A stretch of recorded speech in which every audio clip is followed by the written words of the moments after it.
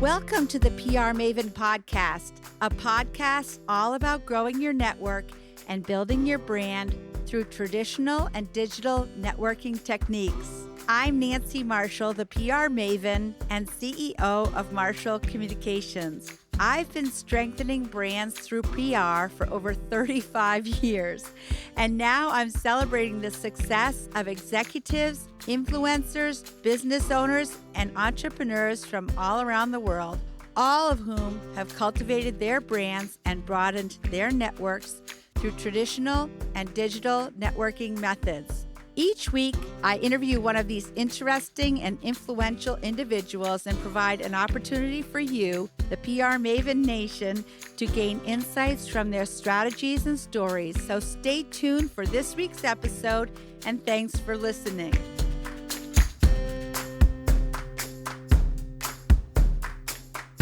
Hello, PR Maven Nation. Welcome to the PR Maven Podcast.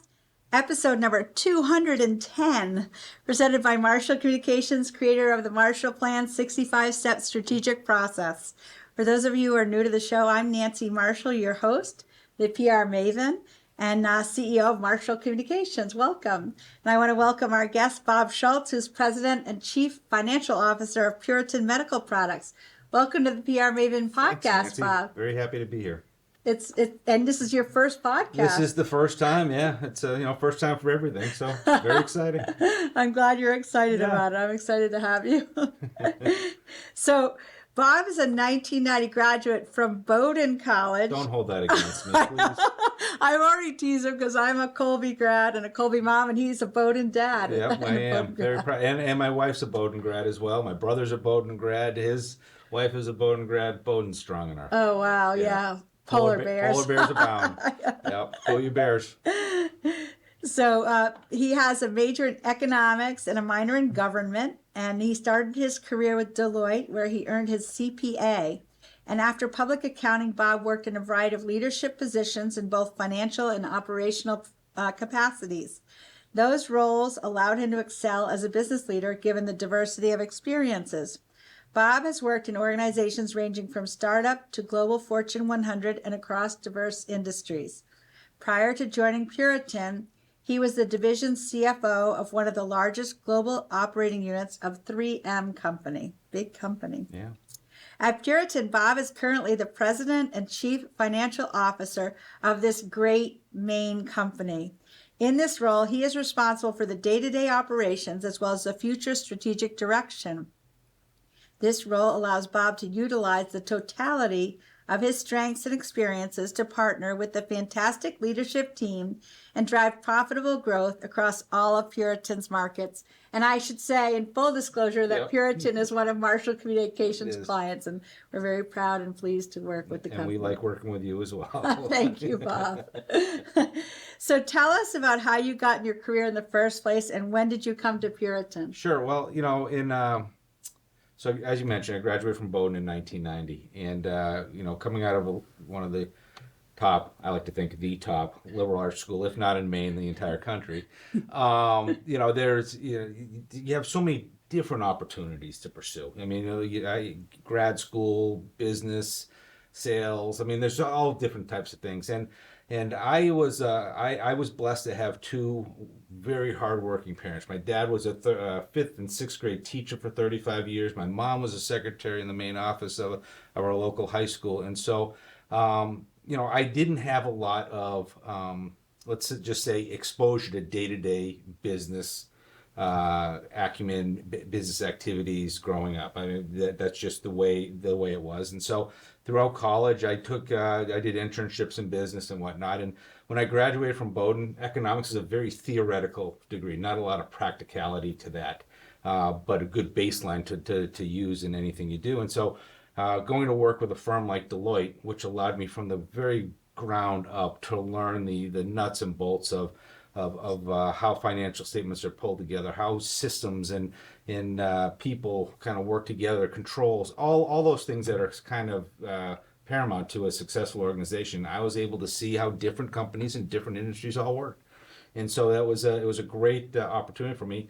I was working full time while at the same time Deloitte had this liberal arts program that they paid for us to go take accounting classes at Northeastern University in Boston so we could sit for and pass the CPA exam. So it was just a great first job for me. Right, Yeah. exactly. And if you understand the numbers, Yep.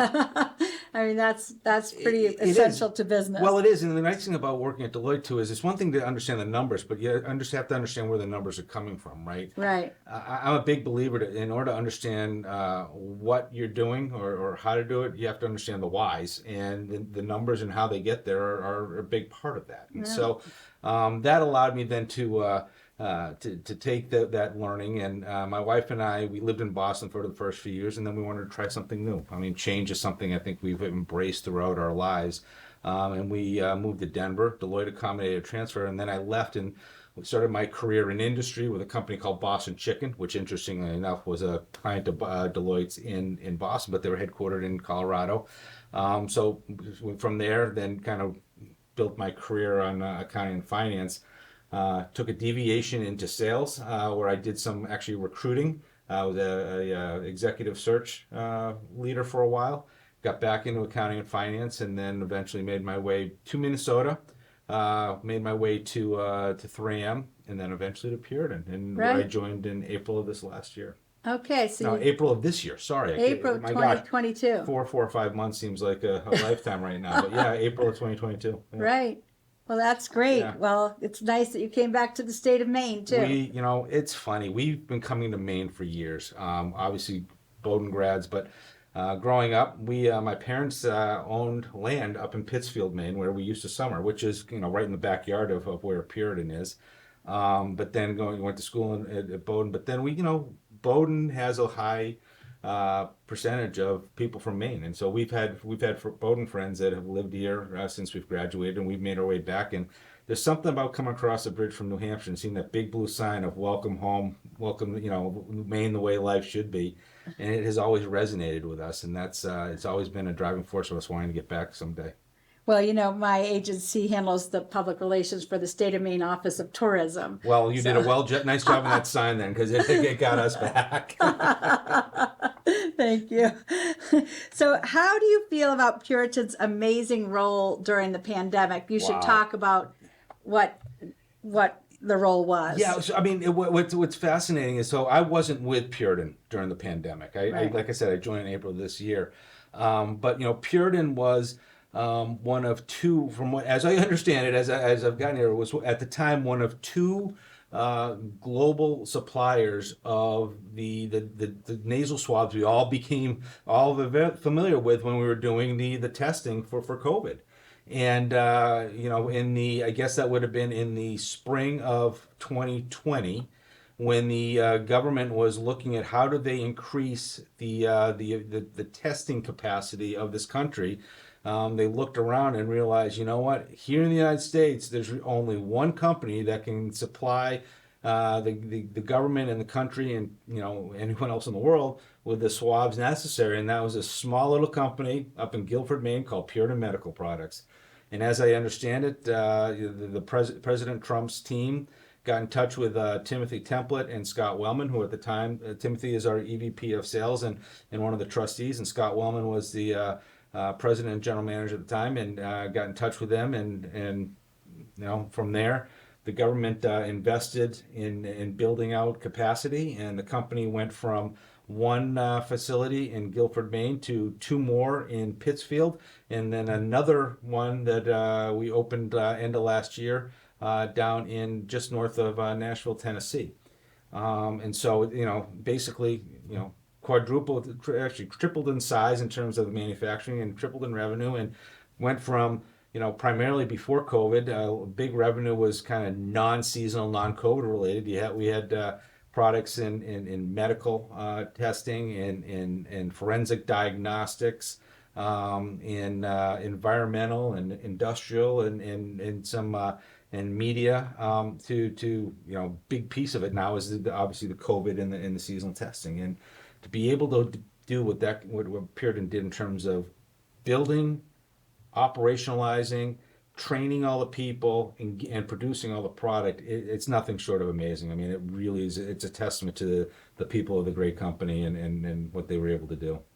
Well, I was involved at that time, and I think it's remarkable because Scott Wellman will say that I think he was in line for ice cream, getting ice cream with his family, and got a phone call from Senator Angus King. That's right. Saying, "Are you guys ready to ramp up your production of swabs?" And a short answer is like, no, right? I mean, the company did not have the asset base in place to increase the volumes that were being requested, and the team. Including Timothy Scott, Derek McKinney. I mean, the engineering and operations team. I mean, it was just fantastic what they were able to do, and they had to go find property, work at Chinbro. I can't go without saying Chinbro is a fantastic partner through all of this in terms of getting the prioritizing our construction, our assets, and our need to build this capacity. And between Chinbro and Puritan and everything and Beth Ironworks and Beth Ironworks, that's right, because Beth Ironworks was very important with making the machines, and it was a state of Maine effort, and it's something that this state should be very, very proud of. Well, something I think is remarkable is I knew King Cummings, who was one of the owners of Guilford Industries, which is another business based in Guilford, Maine, that made Army blankets during World War II, again under the Defense Production Act. Yep. During World War II. Yep. And I just think it's amazing that two companies from little tiny Guilford, Maine, were mandated during essentially wartime to make their products. Yeah, I wasn't aware of that, and it really is. I mean, the Defense Protection Act was obviously the legal driver for what needed to happen and what the government did, but now again, the government, people, all of us, we didn't know what we were. I mean, this was something brand new to everybody, right? Right. And even today, we're still learning in terms of COVID. I think was just one of those. It's obviously a pandemic, and I think it's just one of those things that the world has got to learn to live with and deal with. And for us,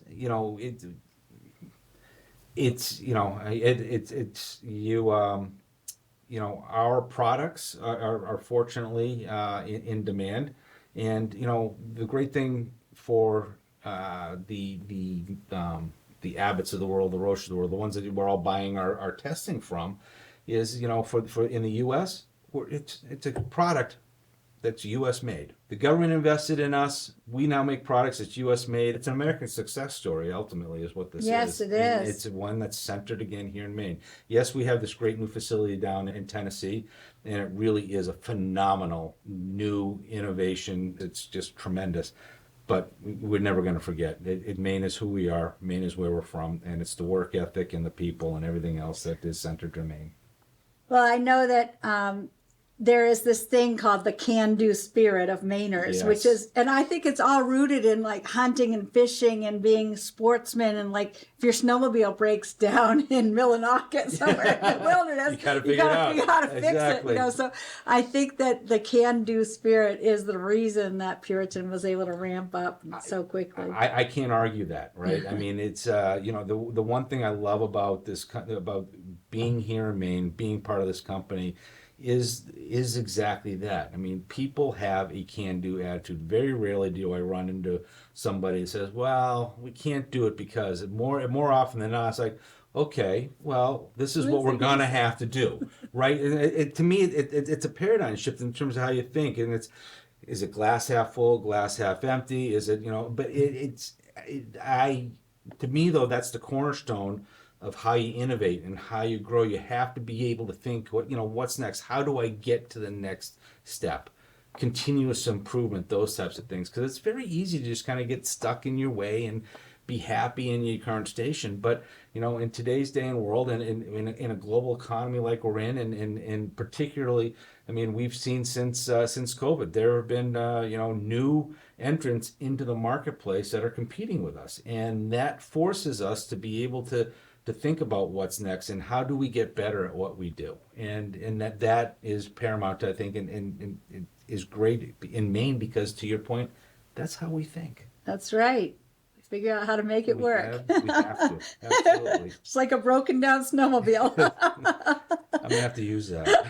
I'm going to have to use that. So what is your hope for the future of Puritan? You know, my hope in the future of Puritan is that we're known for more than just being COVID, swabs for COVID. And I look at us and I see our business as kind of more life sciences because we're broader in what we in the products that we supply in the markets that we go to. And I believe that when you look at Puritan, I mean, certainly it was a student body left in COVID, right? I mean, the all of the priorities and all the resources were to get the plants built, to get the plants operational, meeting quality and regulatory standards, pumping out all the swabs that the world needs, and that benefited us and the country and the world quite well.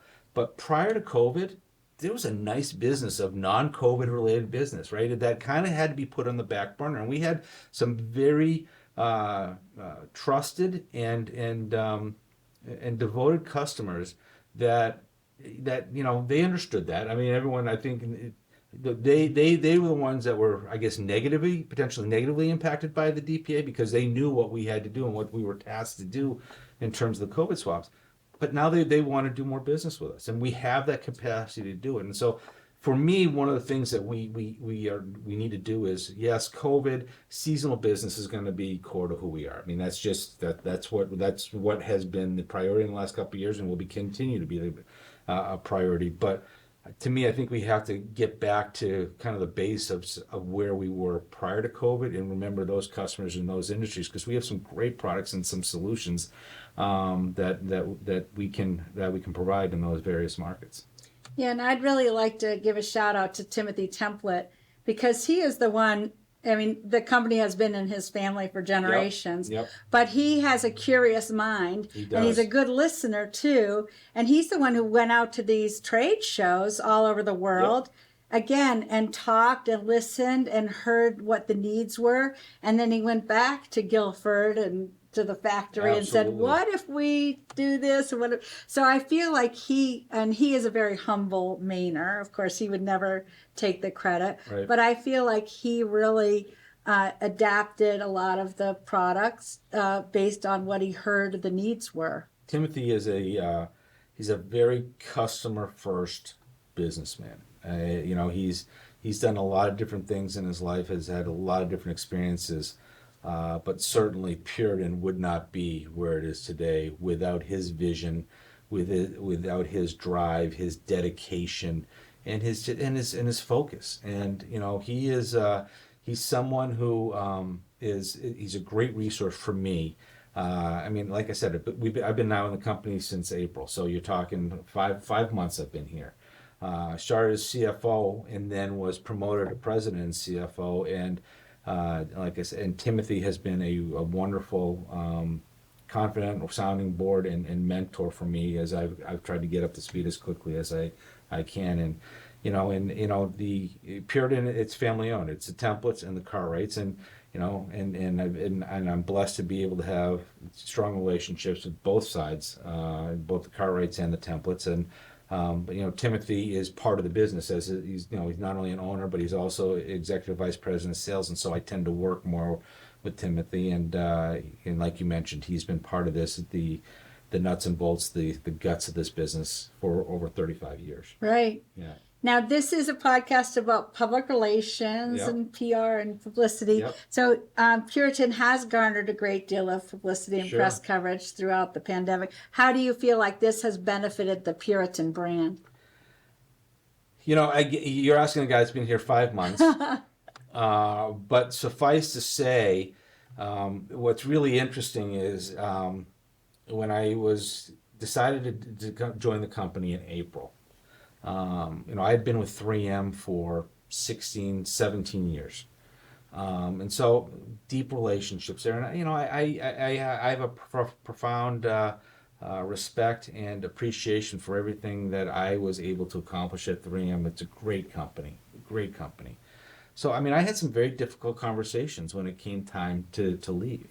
And it was really interesting. I was talking to the business leader of the unit of which I was CFO, and my unit was primarily in automotive and aerospace OEM. So not even remotely touching the markets that Puritan plays. Now 3M is a customer of Puritan's, but not in the area that I was in. But anyhow, I was talking to the business leader, and I told him, and again, small town, small, relatively in the whole big scheme of things, Puritan is still a lot smaller than a company like 3M, right? But when I told him where I was going, he said, "Oh, I know them. Aren't they the ones that saved the company and saved the country and started manufacturing all those swabs with the government when the government invested in them?" And that took me back, right? Because I was thinking I was going to have to sell some of these 3Mers on leaving 3M and going to this company. Right. And yet here it is, a guy that doesn't even have anything to do with this market and this industry, very smart guy, and he knew about Puritan. And so right there I was like, hey, this has some street cred. And then when I got to Maine and I started talking to people and explaining who I was and where I was coming from, and again, down here in the Portland area where, you're 2 hours south of Guilford. And hi, I'm Bob Shultz. I just moved here, and I'm working at Puritan. Oh yeah, we know Puritan. They're the great big company up in Guilford that is making all the swabs for COVID. Well, welcome to Maine. So that to me says a lot, right? Because typically the person on the other end of a swab is a patient or someone taking a test, like you and me when we were doing the COVID. But yet here it is that people knew who Puritan was, and it wasn't a it didn't seem like it was a surprise. It was like, oh yeah, I know Puritan. And so it was I think that had a lot to do the COVID and how the company stepped up in a time of need for really the world. It resonated with people, and I think people took it and now know it, and there's a sense of pride that, Puritan is a great Maine company, and I think I know I'm proud to be part of it. Yeah, I'm proud to be part of it too. I don't know if that answers your question or not about the brand, but the brand. I mean, the company's been around for 100 years, right? I mean, it was started in wood as a wood company. Toothpicks and popsicle sticks and corn dog sticks, and then eventually tongue depressors and the applicator sticks for swabs, and that's how the company started. But and then we still have the side of the business that still sells all the popsicle sticks and everything, but the medical business then, and you mentioned Timothy and his vision and everything else, started accelerating in growth, and that became the dominant piece of it in terms of the swabs and the in the media and those things, and that was the basis for which then the demand for COVID came in, and our brand, it says Puritan quality since 1919. Right. That says a lot. It does. That says a lot.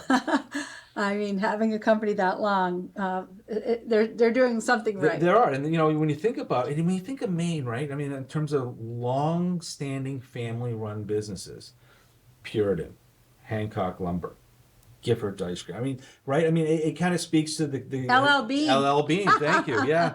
How can I forget that? I mean, I don't have it here. I was wearing an LL Bean coat this morning. So it to me, that's kind of it's almost part of the main fabric, no pun intended, with LL Bean, in terms of that's who we are, and that's right. There's something a trust factor. That. There absolutely is. Yeah, and well said. I do believe that customers have to know, like, and trust you to want to do business with you, and I think people do trust the brand. They do, and again, I think that a lot of that trust came. We were able to step up in a very short period of time to meet not only demand, but do it with a high level of quality, to meet the regulatory standards, which are pretty, stringent in this market. And, and our customers love our product, because their customers love using our product. And so, I mean, the brand is strong, and it's only going to get stronger. Yeah, well, good. I'm sure with your leadership. I hope so. Yeah. I hope so. I'm blessed to be here. Well, we're going to take a short break and hear more from Bob, but now it's time to remind you about how you can access my latest book, Grow Your Audience, Grow Your Brand, and you might be getting a copy, Bob. Oh, good. I But can't wait. you can visit prmaven.com/giveaway and download a free copy today. And we'll be back with more from Bob Shultz in just a moment. After reading PR Works, I really started to think about how marketing actually works. And I know that sounds a little bit ridiculous, but what I realized is that each platform nowadays that we use out there in digital media and social media has its own nuance and also quirks to it. And understanding how they're used is exceedingly important. Because when you have a hammer in your hand, everything looks like a nail. And you can't approach it that way in marketing. And that's where I think Nancy's brilliance really shined in PR Works. I think Grow Your Audience, Grow Your Brand is really sort of the manifesto of understanding that there's many different levels to marketing. It's on your personal side of your brand, how actually you express yourself through business, but also what people hear you saying and what they see out there in the public eye as well. So I think what's really important there, that's really the blueprint of how you go about using these new social media platforms, but also to express who you are as a human being. Because people want to see you authentically and genuinely working with not only what you do, but also with the customers. And Nancy, on a personal level, I think that's who she is. She embodies that approach.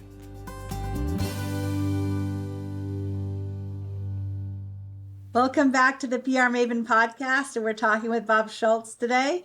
And we're live streaming on Facebook, LinkedIn, and YouTube. Realized that was sort of a surprise. That was a surprise to me. So, Bob, Puritan is looking for employees. Yes, we are. What kind of positions are available, and where are these jobs located? Well, first of all, we're not alone, right? I mean, there was an interesting article in this last Sunday's paper where the state economists have estimated that 20,000 jobs have left the Maine economy since COVID, which for our state, that's a lot of jobs. Of those 20, over 2/3 are retirement and early retirement. So basically jobs that aren't coming, people that aren't coming back into the workforce. So it's a challenge. And so, we're trying to address our needs through various ways where, in terms of wages and benefits, which we think we have some of the best in class. But it is a challenge, and so we have openings across basically all the functions. All of our manufacturing sites have operators and some technicians, and I think we have a couple engineering positions open. We have a regulatory position open. In my house, we have a couple of finance positions open. So I mean, it's across the entire organization that we're looking for jobs and looking for people to fill these jobs. And it's a competitive market out there, and we are looking to, as I stated, I want to build a world-class organization. We have world-class people, and we want to add to that with additional world-class people, and we're slowly doing that. And these jobs will be located in Pittsfield, Maine? Actually, we have jobs in Guilford. We have jobs in Pittsfield. We have even jobs down in our Nashville, Tennessee facility.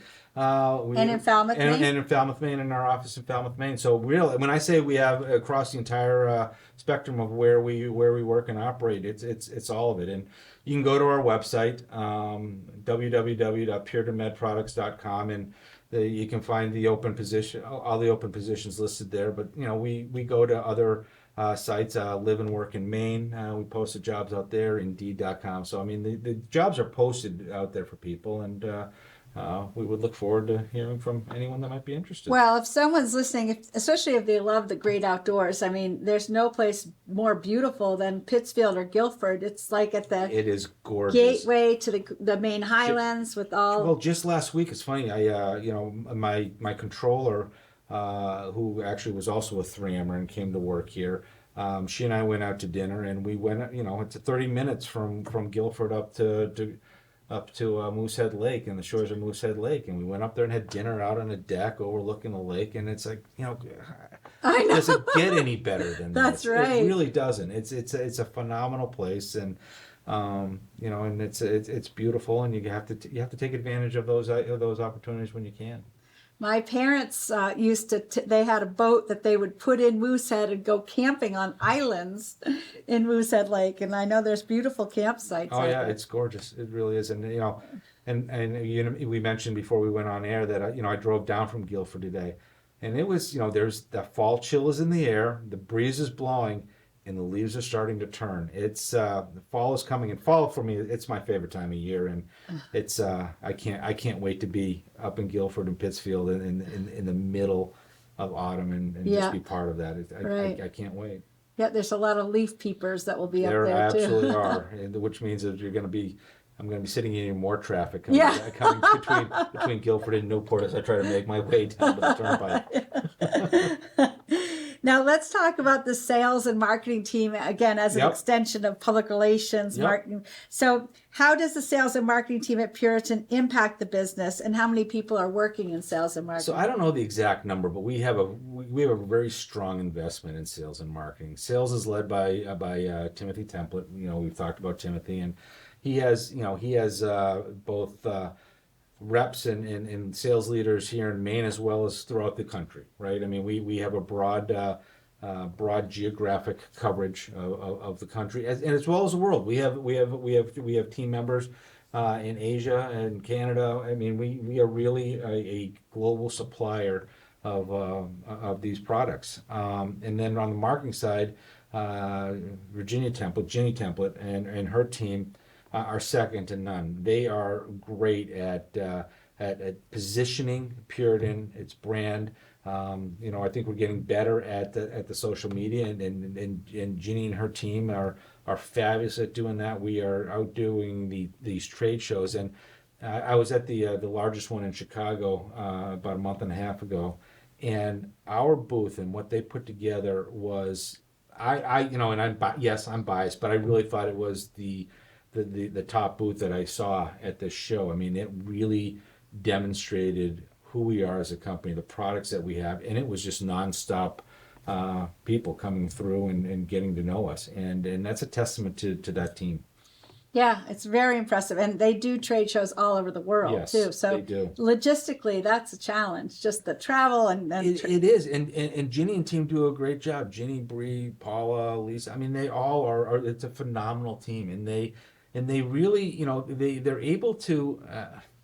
What's the word I'm looking for? They're able to communicate. Having a great product is one thing, but how do you, and this is, I know I'm stepping into your world here, but how do you get the word out? How do you get that product to resonate with customers and their customers, and to have people, know, Puritan being at the tip of the tongue, and having that visibility, and Ginny and her team and Timothy and his team through all the customers, it's phenomenal. I mean, again, we're a small company based in Maine, and yet we have a global presence, and that is just that speaks volumes. It really does, the work that they do and how they can get that and get the message to resonate across so many different markets, industries, companies, whatever label you want to throw at it.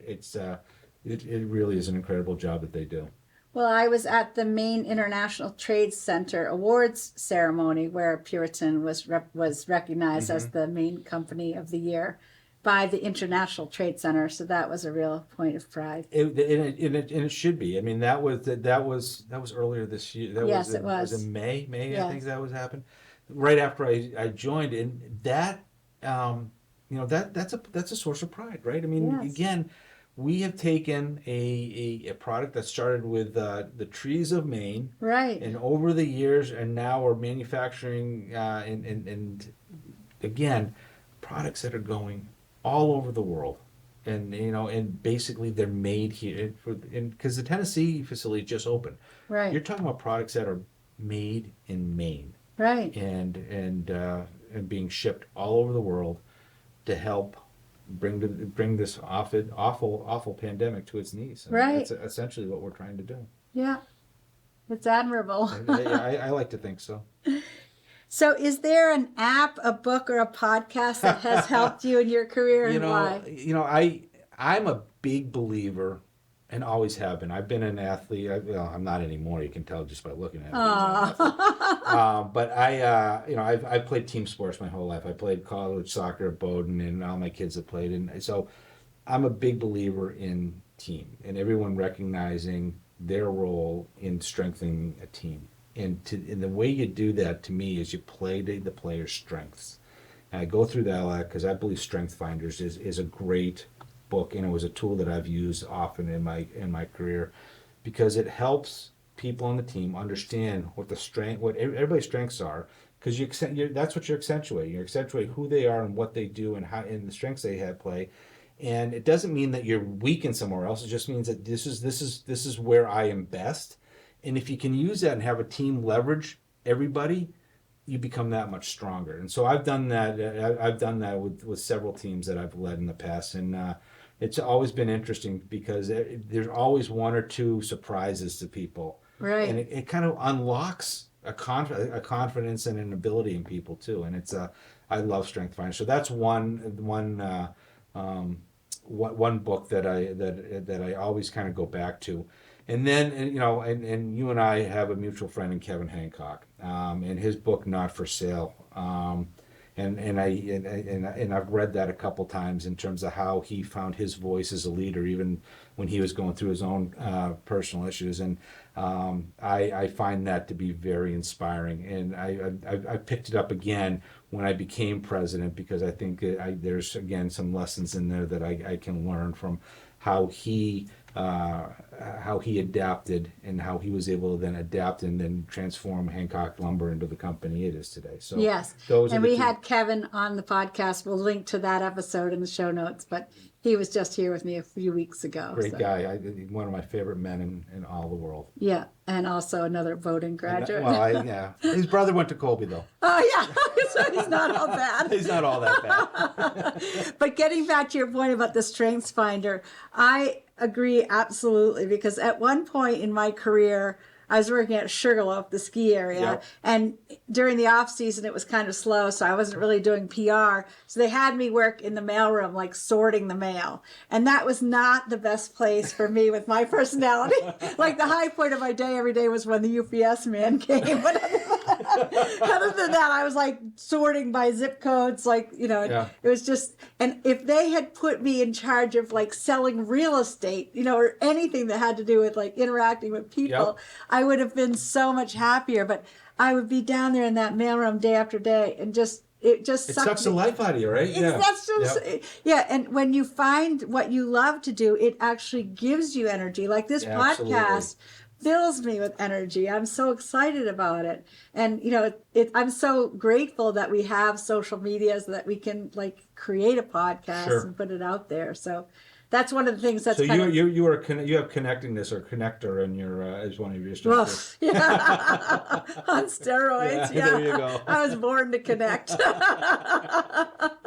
I always believe, that if you can figure out, I'm grateful that I figured out early in life that was my strength, and that led to me having this business that I've had for 32 years now. So I definitely believe in the Strengths Finder process. Yeah, I love it. It's and again, I think it's one of those things where it's good about an individual. I mean, as you mentioned, but I think for a team, right? I mean, the Strengths Finders is meant to be an individual kind of assessment, but to be able to then leverage that in terms of a team understanding. And it was really interesting. I've done this, like I mentioned, 3 or 4 times, and in each case that there is, I didn't realize, and because everyone kind of gets stuck, it's I don't know if it's a defense mechanism or even in today's world where communication, face-to-face communicate. I mean, it seems to be more and more of a challenge, right? And and I'm not saying that in a bad way. It's just that's the reality of the way things are right now, and particularly with remote working relationships and everything going on that's happened the last couple of years. But to be able to have people that understand, because to pull them out of their own personal silo or where they're working, and then be able to kind of put their focus on someone else and understand who that person is, and and what makes them click, I think is a very it's a good way to strengthen the bonds between the team members. Right, totally. It requires empathy too. It does require some empathy, and even those that don't have that as a I don't think empathy is one of the 23 strengths. I think it could be, but I don't think it is. But even if someone doesn't have a high EQ, then that's up to the rest of the team that did have that EQ to recognize that, okay, that Right. person may not have it, but and that person has strengths in other areas. So how do you leverage those strengths? And so Right. I think it's whether you have EQ or not, it's a way for a team to better understand each other and hopefully then the leader, and if you're really being a leader, then the whole team can figure out how to take steps forward and achieve greatness. Right, which Puritan has done. We have. So congratulations. So how can people get in touch with you, Bob? Well, I do have a LinkedIn profile. Yeah, I think we're going to show it right there. You there. go. I also have a Twitter handle, but I gotta admit I'm not very active on Twitter. And you and I have talked. We're gonna work on perhaps that. I need to do a better job at that, and I recognize that. So I have that, and in my email at Puritan as Right. well. So I recognize in this role that I am representing Puritan and all the great people of Puritan, and I'm very proud and honored to do so. Well, thanks for joining us. And your email at Puritan is rlshultz, which is SHULTZ, at puritanmedproducts.com. Correct. Yes, great. Well, Bob, this has been really interesting. I am so glad we had this conversation. I think we could go on forever, but we probably shouldn't. No. At least not today. I appreciate that. But I'm glad that you were able to join me today, and I look forward to continuing our conversation. Thank you, Nancy. I really had a great time. Yeah, me too. So if you have any questions for our guests, would like to hear more about a certain topic, you can email me at nancy@prmaven.com. And thanks for joining us, PR Maven Nation. Have a great day. Thanks for listening to this episode of the PR Maven podcast. I invite you to share a review of the podcast on iTunes or your favorite podcast player. Be sure to subscribe to our podcast so you never miss an episode. You can also join the PR Maven Nation on Facebook. It's free to join, and it's a great community of like-minded individuals who are all looking to learn and grow from one another. If you use an Alexa device, use your Alexa app to search the skills and games section to find and enable the PR Maven podcast flash briefing. This will give you access to exclusive content and more PR and marketing advice. Thanks again for listening, and have a great rest of your week, PR Maven Nation.